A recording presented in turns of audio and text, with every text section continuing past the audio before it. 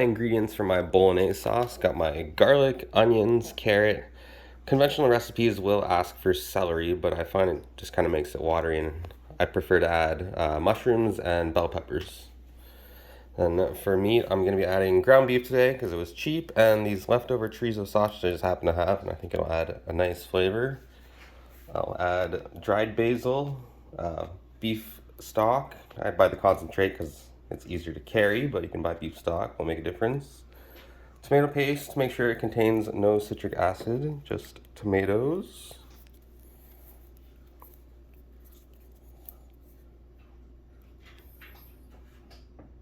Like that. I'm going to be adding half a bottle of red wine to add body to the sauce.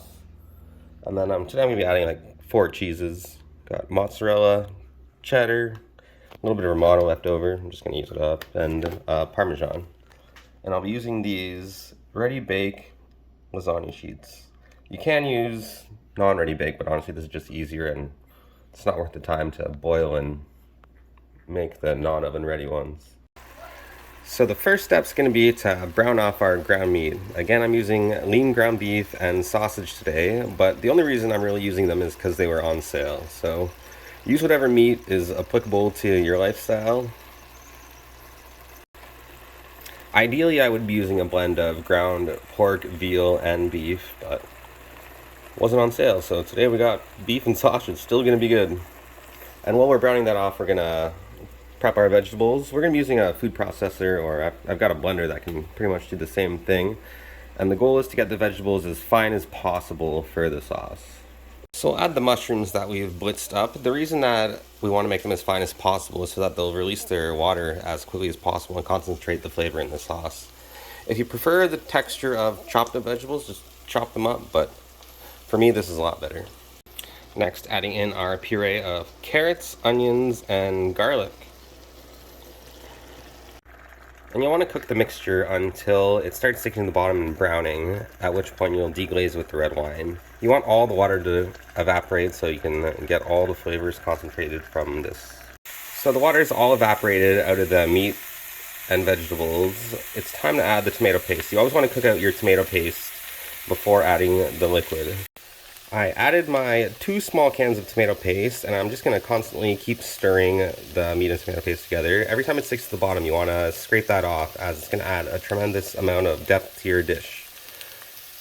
And then I'm going to add the red wine, beef stock, and simmer this for at least an hour. Alright, so I deglazed everything with red wine, added my beef stock, ground some pepper, added salt, dried basil, and I'm going to let everything simmer for about an hour at least. Let all the flavors come together. Just going to say, if I had a lid for this pot, I would add it on and reduce the temperature, but I don't, so I'm going to leave it on a, high simmer, low boil, and just keep adding water as needed. Alright, the sauce has been simmering for about half an hour. I filled it with water one more time. I'm going to add my finely diced red bell peppers. Truthfully, I don't normally add bell peppers to my bolognese sauce, but there was a really good price on them today. I chopped them small just because that's how I feel like eating them in the sauce. You could blitz them in the food processor, cut them big. It doesn't really matter, but this is how I felt like today.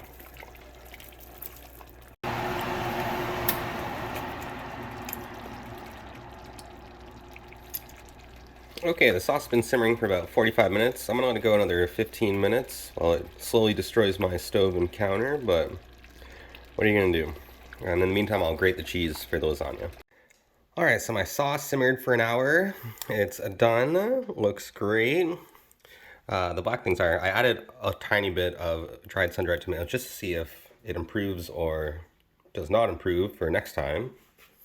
And then I've got my 4 different cheeses. I got mozzarella, cheddar, Romano, and Parmesan, and it's time to build the lasagna.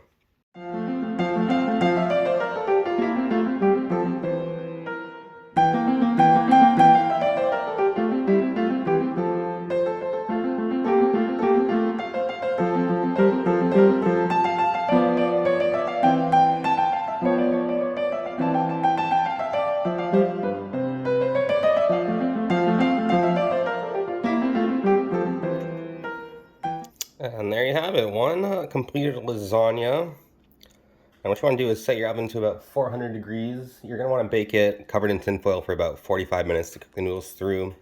and then maybe another 10 to 20 minutes with the foil off to brown all the cheese and make it nice and golden brown on top. One important thing to note, if you fill it up exactly to the max like I did, that it will overflow, so just put a tray or something underneath it so that you don't ruin your oven. And it's not really a crucial step, but the acid from the tomatoes will actually eat away at the aluminum foil, so I always put down parchment underneath the aluminum foil. It can give the dish a metallic taste and, you know, kind of give it a funny color. All right, 45 minutes are up. I've taken off the lid, and we're gonna bake it for about probably 15 more minutes just to crisp everything up and make the top golden brown. All right, so after an hour, I'm a big fan of the crispy edges on lasagna. I put it under the broiler for about 5 more minutes, turned the oven up to 400 degrees after that, and baked it until I got tons of crispy edges. Hope it doesn't look too burned because this is kind of what I was going for anyway. I kept a close eye on it, and this is how I enjoy my lasagna bolognese. All right, and there you have it, my lasagna bolognese. Definitely crispy on top the way I like it, but nice and soft in the middle. Hopefully you guys will enjoy it too. Definitely crispy on top.